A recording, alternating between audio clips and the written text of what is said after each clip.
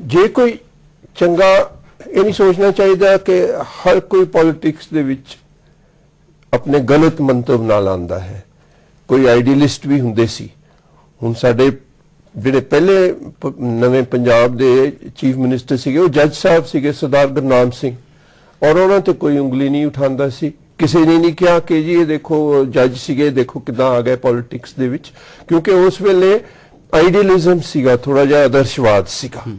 हुण वो आदर्शवाद खत्म हो रहा है। जे कोई पॉलिटिक्स विच आंदा है, ये नहीं कि मैं की देना अपने मुल्क नूं या अपनी स्टेट नूं, ओके इस तो मैं की लै सकदा है। ਜਦੋਂ थोड़ा जिहा एक तरह वातावरण बदलूगा, अपना एनवायरनमेंट जिहड़ा कि लोकां नूं अपने सैल्फ सैक्रीफाइस और आइडियलिस्टिक तरीके दे नाल कोई मैं सेवा करनी है। सेवा तुसीं जदों करनी है, चंगे बंदे भी आ सकते हैं, पर फिर भी उन्होंने कोई 3 लफ्ज है IAS या IPS, ये 3 लफ्जां नाल वोटां नहीं मिलनियां उन्होंने। हाँ जी राहुल, अभी गरेवाल साहब ने एक बात कही कि बहुत सारे A क्लास ऑफिसर्स जो इलेक्शंस लड़े उनको ये लगता था कि वो बहुत बड़ी तोप हैं और वो कितने वोट्स ले लेंगे और उनकी जमानतें भी जब्त होगी। बहुत सही कहा इन्होंने। ये बहुत जरूरी है किसी भी आदमी के लिए जो इलेक्शन लड़ता है कि वो अपने आप को प्रूव करे कि वो लोगों की सेवा करने के लिए वहां पे आ रहा है। किरण बेदी है, मैं तो कश्यप साहब का भी एग्जाम्पल लूंगा। ये रिटायर हो चुके हैं, आज ये अपनी एक NGO चला रहे हैं। आज इन्होंने अपनी सर्विसेज में भी अपने आप को प्रूव किया है और NGO चलाकर ये सोशल सर्विसेज में आके लोगों को ये प्रूव करेंगे कि हाँ मैं समाज के लिए काम करना चाहता हूं। इससे लोगों का विश्वास इनके अंदर बनेगा। जब अब उसके बाद अगर इलेक्शन लड़ने के लिए आएंगे तो हो सकता है मैं भी इनको वोट दूं। लेकिन आप अपनी सर्विसेज को छोड़कर A क्लास ऑफिसर जिन सर्विसेज पे हैं वहां पर उनका एक ऐसा रैंक है जहां पर उनके पास खुद के पास ऐसी पावर्स है कि रिफॉर्म्स लेके आ सके। आप उन रिफॉर्म्स को छोड़कर राजनीति में आकर एक MP MLA बनकर दोबारा से उसी चीज को करना चाहते हो तो ये गलत है। तो कूलिंग ऑफ पीरियड तो बहुत जरूरी है। कितना होना चाहिए? कम से कम 5 साल। मैंने अभी एक सर्वे भी किया आपके पास यहाँ आने से पहले। मेरे पास दैनिक जागरण के मिस्टर हरीश चंद्र हैं, ब्यूरो चीफ हैं, उनका भी मेरे पास यही रिवर्ट है कि IAS और IPS ऑफिसर्स के लिए कम से कम 5 साल। 5 साल कितनी देर होनी चाहिए कूलिंग? जो प्राइवेट सेक्टर च जान नूं 2 साल काफी है, तो इत्थे भी 2 साल काफी होने चाहिए। ਤੁਹਾਨੂੰ ਕਿੰਨਾ ਲੱਗਦਾ ਜੀ ਕਿ ਕਿੰਨਾ ਹੋਣਾ चाहिए? जिवें कश्यप साहब ने दस्सिया कि 2 साल के बाद तो तुसीं जा सकते हो, 2 साल तो पहला तुसीं परमिशन लैके जा सकते हो। सो जे तुसीं परमिशन ले ली तो गवर्नमेंट तुहानूं दे दिंदी है। I think we should be open. हाँ जी, ਅਸੀਂ ਇਹ ਗੱਲਬਾਤ ਜਾਰੀ ਰੱਖਾਂਗੇ, ਪਰ ਉਸ ਤੋਂ ਪਹਿਲਾਂ ਅਸੀਂ ਲੈਣੇ ਇੱਕ ਛੋਟਾ ਜਿਹਾ ਬ੍ਰੇਕ।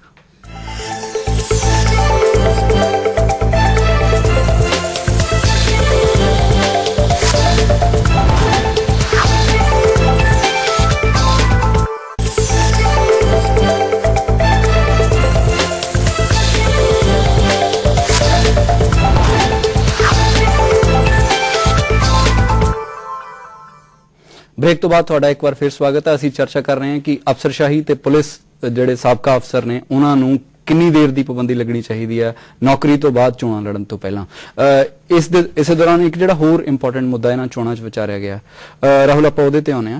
वो मुद्दा यह है कि भी जिहड़ा राइट टू रिजैक्ट है ते राइट टू रिकॉल, एक लंबी बहस चल रही है। इस चोणां दौरान इहदा की एक्सपीरियंस रहा? तुसीं काफी सरगर्म रहे हैं।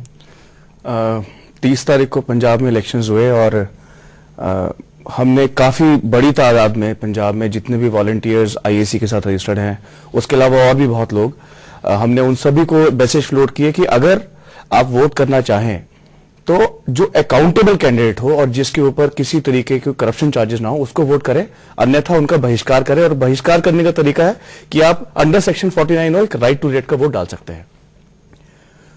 मुझे उस एक दिन के अंदर हजारों कॉल्स आए होंगे जहां पर वो वोट यूज करना चाहते थे, लेकिन उसके बावजूद वहां पर जो ऑफिसर्स जो थे, जो ड्यूटी ऑफिसर्स थे, उनको पता तक नहीं था कि अंडर सेक्शन 49 हो आप फॉर्म 17A यूज कर राइट टू रिजेक्ट का वोट डाल सकते हैं। तो बहुत बड़ी कमी इलेक्शन कमीशन की ट्रेनिंग मॉड्यूल में भी है, क्योंकि वो इस चीज का ज्ञान अभी लोगों को नहीं दे रहे हैं। और जो चीज आपने मुझसे पूछी कि एक्सपीरियंस कैसा रहा, एक्सपीरियंस बहुत अच्छा रहा, क्योंकि बहुत बड़ी तादाद में लोग इस वोट को इस्तेमाल करना चाहते हैं, क्योंकि कहीं ना कहीं एक मन में रोष है।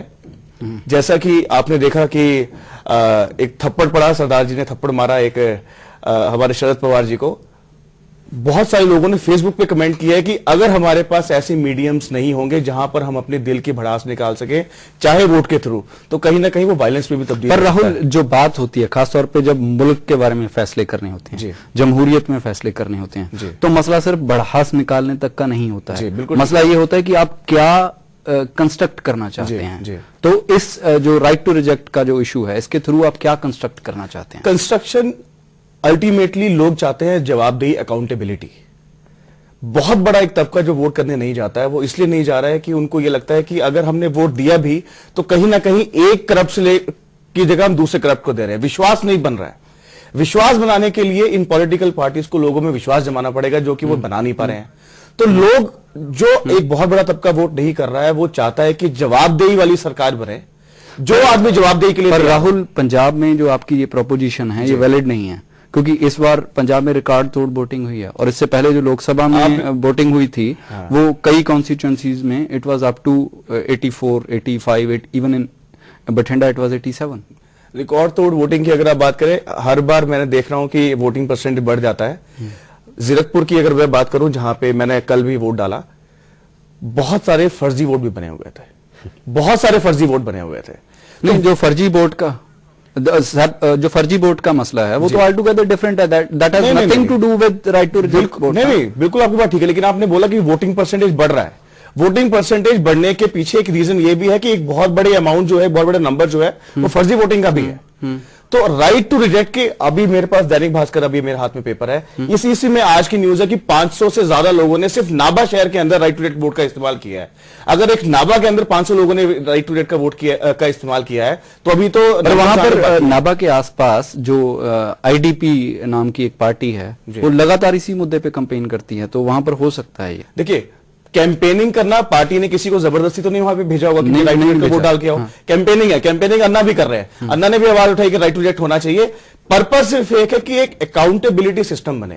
जो लोग सरकार बनाने के लिए आ रहे हैं, जो लोगों को ये कहकर आ रहे हैं कि हम सेवा करना चाहते हैं, वो सच में सेवा करें और लोगों के लिए जवाब दे रहे हैं। ठीक, गरेवाल साहब, ਜਿਹੜਾ ਇਹ ਰਾਈਟ ਟੂ ਰਿਜੈਕਟ ਦਾ ਜਿਹੜਾ ਇਸ਼ੂ ਹੈ, ਇਹ ਜਮਹੂਰੀਅਤ ਨੂੰ ਕਿੰਨਾ ਕੁ ਮਜ਼ਬੂਤ ਕਰ ਸਕਦਾ, ਤੁਹਾਨੂੰ ਕੀ ਲੱਗਦਾ ਇਹਦੇ ਬਾਰੇ? ਦੇਖੋ ਜੀ, ਇਹ ਛੋਟੀਆਂ ਗੱਲਾਂ ਨੇ।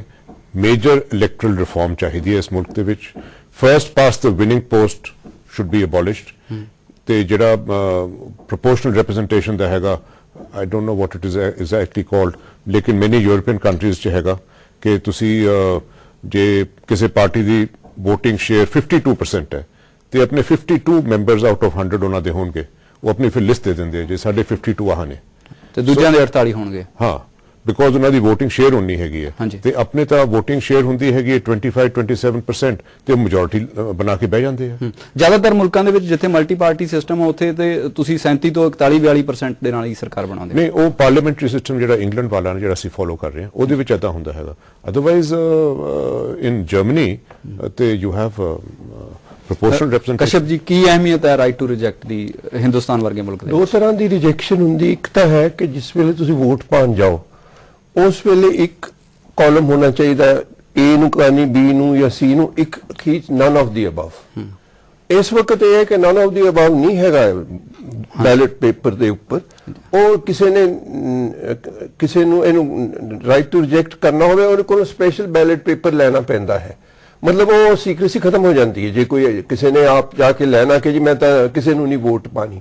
ਬਿਹਤਰ ਤਾਂ ਹੈ ਇਸੇ ਸਿਸਟਮ ਨੂੰ ਐਕਸਟੈਂਡ ਕਰਕੇ ਕਿ ਇੱਕ ਕਾਲਮ ਉਸ ਦੇ ਵਿੱਚ ਲਾਤਾ ਜਾਂ ਨਨ ਆਫ ਦੀ ਅਬਵ। ਫਿਰ ਨਨ ਆਫ ਦਾ ਅਬਵ ਚੋਂ ਇਲੈਕਸ਼ਨ ਕਮਿਸ਼ਨ ਦੇਖ ਸਕਦੀ ਹੈ ਕਿ ਵੀ ਇਹ ਲੋਕਾਂ 'ਚ ਕਿੰਨਾ ਕੁ ਰੋਸ਼ ਹੈ ਜਿਹੜਾ ਕਿ ਜਮਹੂਰੀਅਤ ਨੂੰ ਜੈਨੂਇਨ ਸਮਝਦੇ ਹੀ ਨਹੀਂ ਹੈ। ਜਿਹੜਾ ਰਾਈਟ ਟੂ ਰਿਕਾਲ ਹੈ, ਉਹ ਤਾਂ ਬੜੀ ਬਹੁਤ ਜ਼ਿਆਦਾ ਰੈਡੀਕਲ ਚੀਜ਼ ਹੈਗੀ ਹੈ। ਰਾਈਟ ਟੂ ਰਿਕਾਲ ਮਤਲਬ ਹੈ ਕਿ ਤੁਸੀਂ 5 ਸਾਲ ਤੋਂ ਪਹਿਲਾਂ ਕਿ ਜੀ ਐਮਐਲਏ ਨੇ ਕੰਮ ਨਹੀਂ ਕੀਤਾ ਜਾਂ ਮਿਨਿਸਟਰ ਨੇ, ਇਹਨੂੰ ਵਾਪਸ ਲੈ ਲਿੱਤਾ ਜਾਵੇ। ਉਹ ਬੜੀ ਕੰਪਲਿਕੇਟਡ ਸਾਡਾ ਮੁਲਕ ਜਿਹੜੇ ਅਜਿਹੇ ਕਿਸਮ ਦੀਆਂ ਜਿਹੜੀਆਂ ਪੇਸ਼ਬੰਦੀਆਂ ਨੇ ਕਿ ਰਾਈਟ ਟੂ ਰਿਜੈਕਟ ਤੋਂ ਬਾਅਦ ਰਾਈਟ ਟੂ ਰਿਕਾਲ ਵੀ ਹੋਣਾ ਚਾਹੀਦਾ, ਇਹਦੇ ਲਈ ਤਿਆਰ ਹੈ ਸਾਡਾ ਮੁਲਕ? ਬਿਲਕੁਲ ਨਹੀਂ। ਹਲੇ ਤਾਂ ਆਪਾਂ ਰਾਈਟ ਟੂ ਇਲੈਕਟ ਜੋਗੇ ਹੀ ਨਹੀਂ ਰਹੇ ਅਸੀਂ ਤਾਂ। ਹਲੇ ਤਾਂ right to reject, even right to election, ਉਸ ਦੇ ਵਿੱਚ ਵੀ ਹਲੇ ਤੱਕ ਮੇਰਾ ਖਿਆਲ ਅਸੀਂ ਹਲੇ ਇਮੈਚੁਰ ਡੈਮੋਕ੍ਰੇਸੀ ਹੈ, ਪਰ ਫਿਰ ਵੀ ਡੈਮੋਕ੍ਰੇਸੀ ਚੱਲ ਤਾਂ ਰਹੀ ਹੈਗੀ ਨਾ। ਤੁਸੀਂ ਦੱਸੋ ਜੀ, ਐਨਆਰ ਕੀ ਹੈਗੀ ਹੈ? ਇੱਕ ਸਾਲ 2011 ਦੇ ਵਿੱਚ ਲੋਕ ਸਭਾ ਦੇ ਵਿੱਚ ਆਪਾਂ ਵੇਖ ਹੀ ਲਿਆ ਹੈਗਾ, ਇਲੈਕਟਿਡ ਰਿਪਰੈਜ਼ੈਂਟੇਟਿਵਸ ਨੇ ਕੀ ਕੰਮ ਕੀਤਾ ਜੀ। So let us face it. लेकिन गरीवाल साहब आपने अभी एक बात बोली कि राइट टू रिजेक्ट बहुत छोटा मुद्दा है, इलेक्टोरल और बहुत ओवरऑल चाहिए, बिल्कुल आपकी बात ठीक है, Definitely. लेकिन अल्टीमेटली कहीं ना कहीं एक स्टेप तो उठाना पड़ेगा। नहीं नहीं, एक स्टेप नहीं, you should have a comprehensive reform, don't have it piecemeal.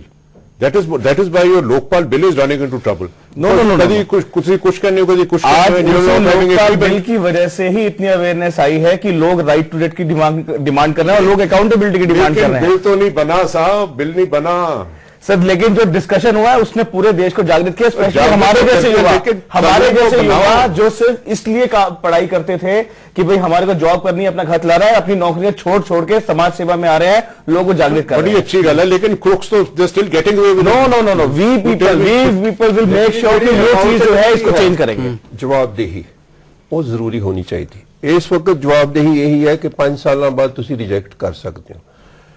हले तक कोई भी पॉलिटिकल पार्टी आवे, उन्होंने दी मैनिफेस्टोज जे तुसी देखो, किसी ने गुड गवर्नेंस के बारे कोई ऐसी चीज खास नहीं कही। ज्यादातर यही कही है कि जी हाँ फ्री पावर दे देवांगे, इन्हों स्कॉलरशिप्स दे देवांगे, वगैरह कर देवांगे, यहो जे पैसे किद्दां लुटानी है ट्रेजरी, उहदे बारे च गल्लां करते हैं। अकाउंटेबिलिटी का मतलब है कि तुसी इस 5 सालों दे विच साडी तुसी कारगुजारी देखो, कारगुजारी विच देखो, पब्लिक दे सामने आवे। हुण राइट टू इन्फॉर्मेशन एक्ट भी हैगा, मैं उस दे विच भी काम कीता है 3 साल तक। उस दे विच सवाल जिहड़ा पूछना चाहिए है कि देखो जी किन्ने पैसे तुसी अलॉट कीते, किन्ने पैसे खर्चे, तां इहो जी अकाउंटेबिलिटी दूसरे पासों भी हो सकती है। हाँ जी, जस्टिस ग्रेवाल, ਜਿਹੜੀ ਇਹ ਜਵਾਬਦੇਹੀ ਵਾਲਾ ਮਸਲਾ ਹੈ, ਇਹਨੂੰ ਕਿਵੇਂ ਯਕੀਨੀ ਬਣਾਇਆ ਜਾ ਸਕਦਾ ਹੈ?